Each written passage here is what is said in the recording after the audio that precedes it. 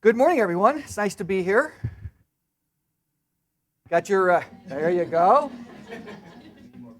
I think we ought to begin by thanking our host, Bernard Hodes Group, for putting together this session. That was a lot of work.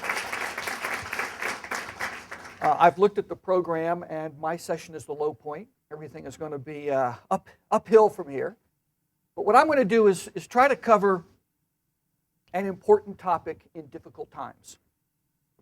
No matter whether you're investing money or just your time and talent, anytime you use the internet, you're making a commitment. And in these days, you want to make sure that you maximize the return on that investment.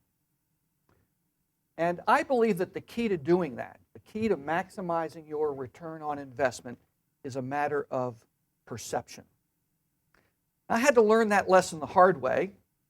A whole bunch of years ago, when I was a lot younger and in better shape, I trained and led an expedition. Can I slip through here? I like to walk around, wave my arms.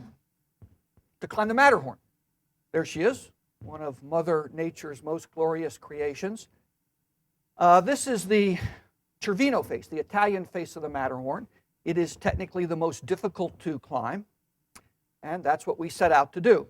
Now, when you climb the Cervino face, it's a 2-day expedition. You begin at dawn on day one. You go as far as you can up the face of the mountain, overnight on the mountain. At dawn on day 2, you assault the summit, and then you hustle back down to your base camp. If all goes well, you return there by dusk on the second day. So on day 1, I got the team together. We strapped on our crampons, roped ourselves together, and started across that glacier at the bottom of the cliff.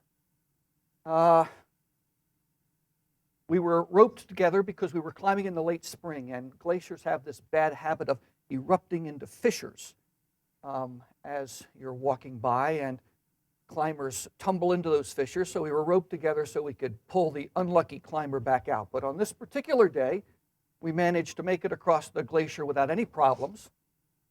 I have to pause and say, I was speaking in Canada about 6 or 8 months ago. I was on the podium with Al Gore, and he was doing his environmental thing. And he pulled me aside after my presentation, and he said, you know what? That glacier at the foot of the Matterhorn is no longer there. A victim of global warming. Anyway, on this particular day, we got across the glacier and started up the ridgeline.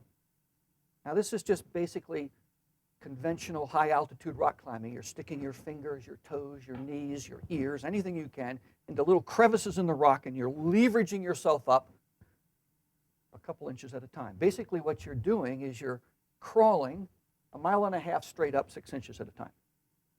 And that's what we did for the rest of the day. But at the end of the first day, I stood on a little ledge, sort of where the dotted line starts on this picture.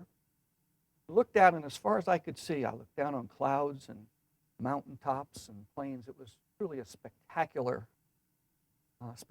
scene. And the plan was to get up at dawn on the second day, leave most of our equipment behind. We were 1,500 vertical meters from the summit. We were going to spend about 4 hours making it to the summit, stand there for 30 minutes, take pictures to prove that we've been there, and then head back for our base camp.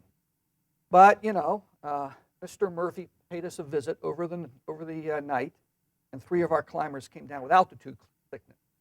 We were climbing without oxygen, and at that altitude, sometimes climbers come down with this very debilitating kind of illness. It's muscle cramps and nausea. So I had to make the tough decision to leave those 3 guys behind. So at dawn on day 2, we started up the last 1,500 vertical meters towards the summit. We've been climbing for about 2 hours when out of nowhere, this freak spring blizzard blew in across the peak. Visibility went from miles to inches, it seemed like, in a matter of seconds. The wind went from still to hurricane force gusts, just like that. And most importantly, the rock face went from dry to covered with a coat of rime, thick ice, in the blink of an eye. So it was pretty clear that the expedition was in very grave danger if we didn't get back down below the snow squall line in a big hurry. So I turned the team around, we got back down to the ledge, picked up our 3 ailing climbers. I put my best climber in the lead. We started back down the rock face. We had been climbing at that point, descending for about 4 hours, when all of a sudden, I could just barely see the lead climber in front of me. We were still roped together. I watched in sort of one of those strange scenes when everything's in slow motion. I watched his feet fly out from underneath him. He landed flat on his back and started to slide across that rime. And he slid and slid and slid over the edge of the cliff. Now, luckily, he did as he had been trained.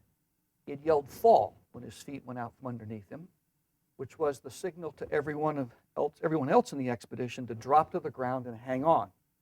Because when he came to the end of that rope line, it was going to feel like a locomotive was hitting the rest of the team. But we managed to hang on, and for the next 45 minutes or an hour, we dragged this fellow back up over the cliff. I'm sure his life passed in front of his eyes because the drop was about a mile straight down. But we got him back up onto solid rock, and I got the team together in a climber circle where you pat each other down to make sure that you're still in one piece after something like that.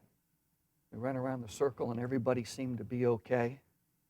Came to me and patted myself down. Everything seemed to be where it was supposed to be, although I had a whole head of hair when I started up that mountain.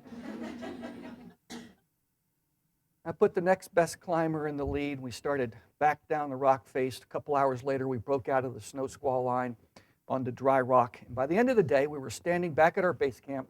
I looked up at the mountain, and it looked just like this. The blizzard had blown through, and it was this gorgeous sight yet again. And I felt thoroughly defeated. Our goal had been to summit the mountain, and clearly we had not achieved our goal. So in my eyes, the expedition was a failure. And that's how I looked at it for the next 10 years. 10 years later, I'm sitting in a Denny's in Northern Virginia with my 3 kids. They're having a great time throwing food at each other. And I noticed that there was this fellow across the restaurant with his family, and he kept looking over at us. And eventually he got up, got his whole family up. They came across the restaurant, and as he got closer, I recognized him as one of the climbers from the expedition. And after we got done introducing ourselves to our families, he pulled me aside and he said, "You know, I've often told my wife and kids about that climb. And yes, it's true, we didn't make it to the top. But I consider that one of the greatest successes of my life. Because we set out to do something that most people never try to do. We pushed ourselves outside our comfort zone, and to me, it was a great victory." And of course, he was absolutely right. But what he taught me was that the difference between success and failure in any challenge is how you look at the nature of the situation that you face. And I think that's a good metaphor for what you and I face in recruiting. We are victims of our environment. Never more true than today as you watch your 401k disappear into the distance. But as recruiters, we are very much influenced by the nature of the economic environment in which we work. Now, before, let's say, the mid-1990s, we had a labor surplus in this nation. How many people were recruiting then? Anybody? The number of hands keeps getting fewer and fewer. Well, for those of you who weren't recruiting before the mid-1990s, we had this labor surplus, which meant that people were chasing jobs. So we could get away with doing certain things and still be successful. We could use words that only an employer would love. Requirements, responsibilities. Still, the best and brightest would apply. We could get away with putting a very small ad filled with all kinds of jargon and abbreviations into a single print publication, and still, the best and brightest would send us their application. And all of that came to a screeching halt in the mid-1990s, when in this country at least, we went from a labor surplus to a labor shortage, and this thing called the war for talent broke out.